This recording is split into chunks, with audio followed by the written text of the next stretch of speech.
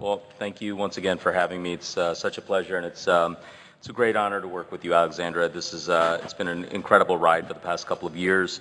And so I've been tasked with talking a little bit about cardiogenic shock in JSCAI. Here are my disclosures. So here are all the PubMed citations relating to cardiogenic shock. The 1940s were pretty slow for cardiogenic shock publications, but it's really picked up steam in the last couple of years, and we're sort of on an exponential tear. 2024, 1,674 publications, 665 for the first 4 months of 2025 puts us at 19% over even last year, which was an incredible year for publications and for interest in cardiogenic shock. As we know, we've had a huge year and few months, starting with the publication of Danger Shock in April of 2024, and now Alt Shock in March of this year, a number of sub-studies that were presented at TCT from Danger Shock, as well as some editorials and rebuttals and some opinion pieces about the applicability of Danger Shock. In JSCAI, we've been receiving an increasing number of papers that either focus on shock or have important touch points with cardiogenic shock. And so if we exclude the abstracts that are published, 108 publications that have some touch point with the world of cardiogenic shock. It's tough to pick from all of them. I just sort of chose a couple of them that were sort of interesting and wanted to put it on everyone's radar.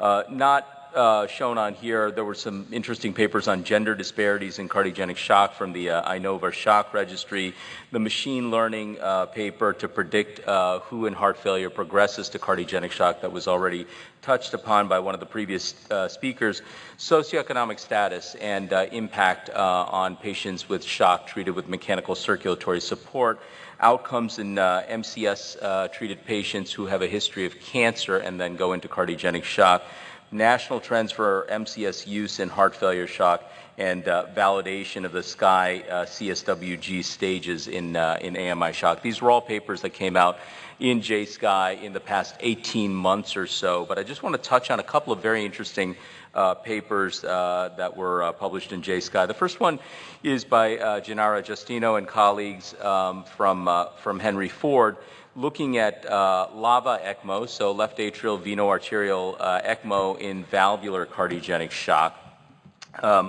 You can see from the central figure and the picture on the left, there's a lot of hardware. And so LAVA ECMO, for those of you who are unfamiliar, is transeptal puncture and placement of a multi-stage cannula across the septum, oxygenation and recirculation.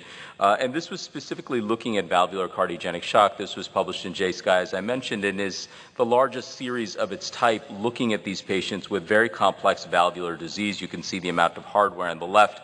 Aortic valve disease, mitral valve disease, and tricuspid valve disease predominated this series. And so this group very elegantly demonstrated the immediate hemodynamic changes, putting patients on LAVA ECMO, recognizing that this is a very technique intensive approach, and obviously there's not wide availability of these technologies or even skill sets to maintain these patients. But if you can, in experienced hands and very capable hands, you see a prompt reversal of the hemodynamic compromise. Survival to a transcatheter surgical procedure was nearly 70%. Survival to hospital discharge was nearly 45%. And this is, as we all know, a very difficult group of patients to treat or even recover and get out of the hospital. Another paper that I think is worth highlighting, and this was the subject of one of the conversations in interventional cardiology that I had the privilege of hosting and moderating, was the blueprint paper from Ray Yao's group. And Ray really reached out to folks from across the country to source the information for this paper. And this was Blueprint for Building and Sustaining a Cardiogenic Shock Program. And it was a qualitative survey of 12 U.S. programs that already have established cardiogenic shock programs. A little bit about Ray and his program. What he's done in the middle of the desert is pretty incredible. He works at New Mexico Heart Hospital, 58-bed hospital, 900 plus PCIs per year, and he's built this thing from scratch.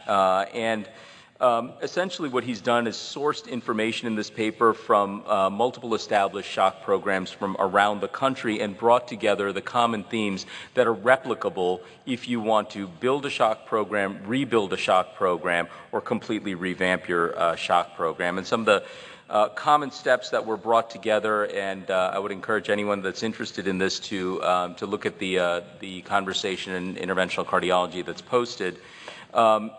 We go into, the authors go into to a lot of this. First and foremost, measuring outcomes and really taking a good hard look at your own program, identifying champions that are across the spectrum of practitioners that have touch points with these patients, not just interventional cardiology, not just heart failure.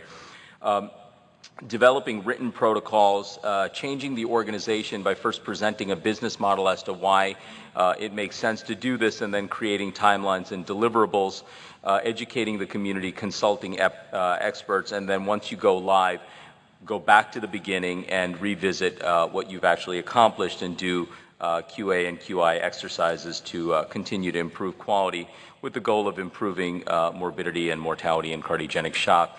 In the supplements that were available online, that were made online, are the actual shock protocols. And I think it's great to pay lip service to improving outcomes, but how do you actually do it in terms of numbers and algorithms and flow diagrams?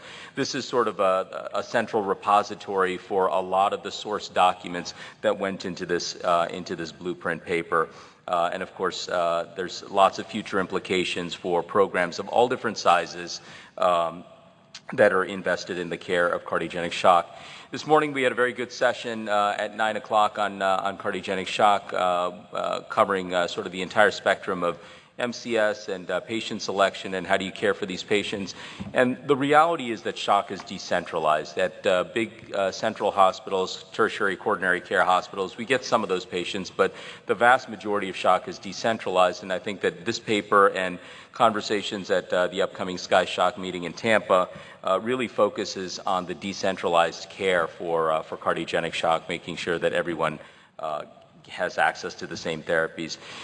David, you already talked a little bit about this. This is a great paper from David Rizik's group on structural shock and treatment of these patients with mandatory use of mechanical circulatory support and M-tier. And so here's the flow diagram from this paper. As you put it, David, it was an 8-year labor of love to see these patients through. 30 patients treated at a single center over an 8-year period with the primary outcome of achieving absolute greater than 2 grades of mitral regurg reduction, normalization of pulmonary venous flow patterns, achieving a gradient of less than 5 and improving 6-month mortality. And 83% of these patients actually had objective improvement and achievement of these parameters.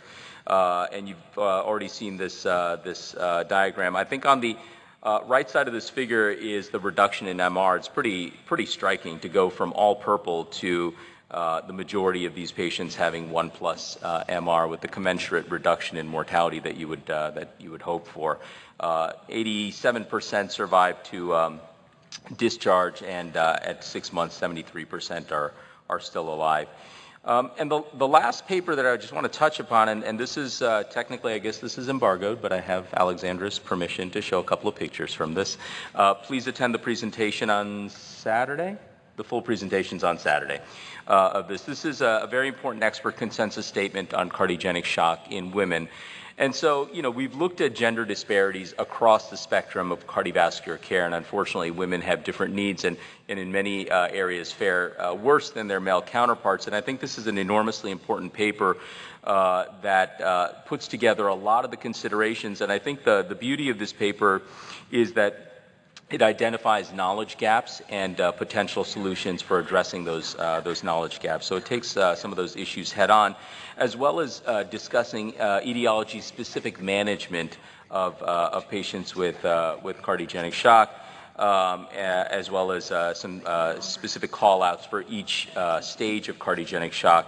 I found this figure from this paper to be very interesting because it sort of spans the entire gamut of of therapeutic consideration, starting with initial medical therapy supporting patients with mechanical circulatory support. And, I'll just mention, you can read for yourself, this is cardiogenic shock in pregnancy. This is a topic that terrifies most of us. And so, we just sort of fly blind and we call as many people as possible, and sometimes it's too many people and it doesn't actually help.